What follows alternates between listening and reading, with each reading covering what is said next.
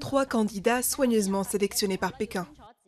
Dimanche, un collège de près de 1200 grands électeurs va désigner le futur leader de Hong Kong. Et pour l'activiste Joshua Wong, cette élection n'en est tout simplement pas une. Il s'agit plus d'une sélection que d'une élection à Hong Kong. Il y a un processus d'écrémage pour écarter tous les candidats pro-démocratie. Il faut qu'on récupère nos droits dans cette élection. C'est le premier vote du genre depuis les manifestations de l'automne 2014 qui réclamaient des élections libres.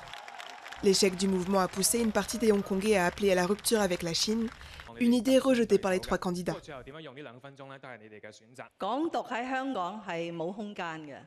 Une campagne pour l'indépendance n'a pas sa place à Hong Kong, parce que nous suivons le principe d'un pays, 2 systèmes, et Hong Kong fait partie intégrante du pays.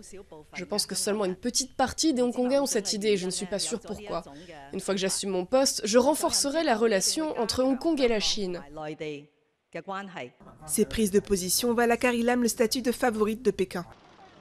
Face à l'ancien numéro 2 du gouvernement, celui qui était alors ministre des Finances, John Tsang, se veut plus consensuel et a d'ailleurs reçu des soutiens venus du camp pro-démocratie.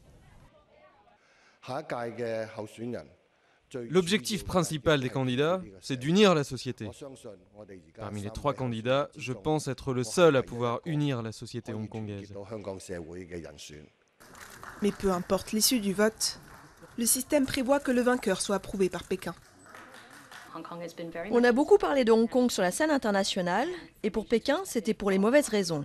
Ils veulent que Hong Kong soit bien gouverné, et ils veulent quelqu'un avec qui ils peuvent travailler. Le camp pro-démocratie qualifie l'élection de farce. Il a d'ores et déjà prévu de manifester avant, pendant et après le vote.